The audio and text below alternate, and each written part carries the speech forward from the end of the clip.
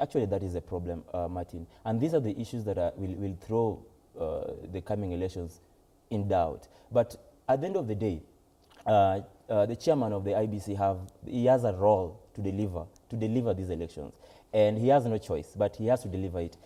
Maybe in his wisdom, he thought that by unveiling a new team that could inspire confidence among the stakeholders and the people of Kenya, the new team.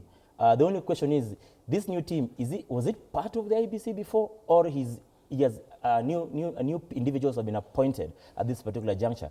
And it throws us in confusion. Why? Because if you have a new team that is now coming in on the background of the doubts that have already been cast in the IBC itself, it is even giving me a lot of questions. Are they really going to deliver? How different are these teams? And what is it that they're going to bring on the table? So I think what the chairman also was just trying to do is to inspire some confidence by saying, look, the guys who looked to be dirty now are away, and the guys who we think will deliver now coming in. But this is what is missing. But can those guys be dirty without himself being dirty as well? Yeah, and also the CEO.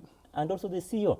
Because there's no way those guys are going to work without support of the CEO. If those people are not inspired, if those people don't have the right hand of the CEO, they're not going to deliver. And those are the gaps that could be coming up. And we don't want such a situation. Are you personally inspired by that new team as a voter? Not even as a voter. Not even as a voter first. Yes. But as a governance specialist. Because if you have a project, for example, people have done project management. If you have projects or if you have something to deliver, there's always structures. Okay? There's structures, there's a way how it is going to be delivered, there's human resource that is going to be responsible for this, responsible for that. I mean, it has to be structured, and it has to be legally, frameworked and planned. So if in the absence of that, then it just becomes chaotic. As we bring this to an end, because I can see Simon Njoroge standing by together with the Ion Politics team, what should we look forward to? By the way, yesterday, the events in Mombasa, were you surprised?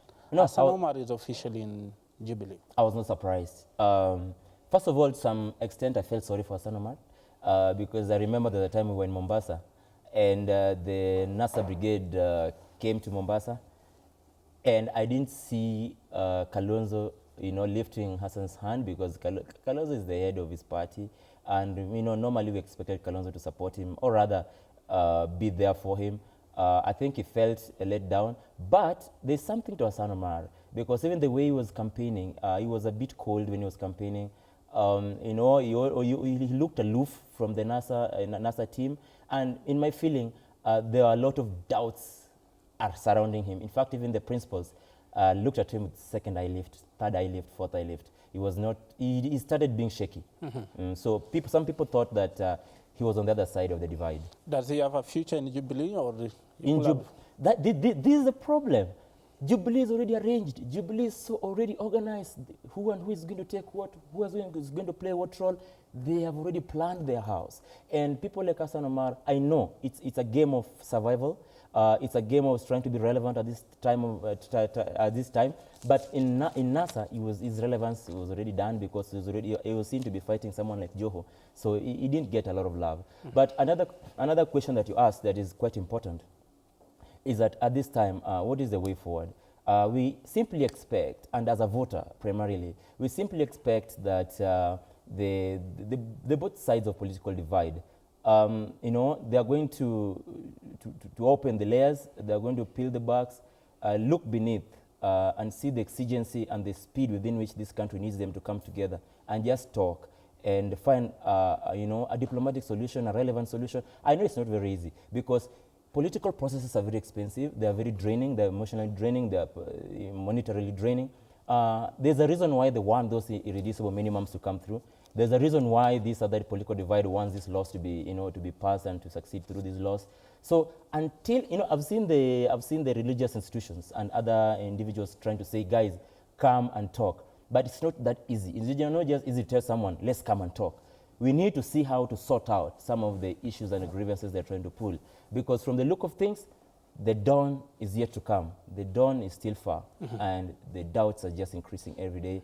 with 16 days to go, 17 days to go, I mean, a lot of things are not already, things are not rolling out. There's a lot of doubts, and we really need to ensure that the two sides of political divide come together for the sake of this country.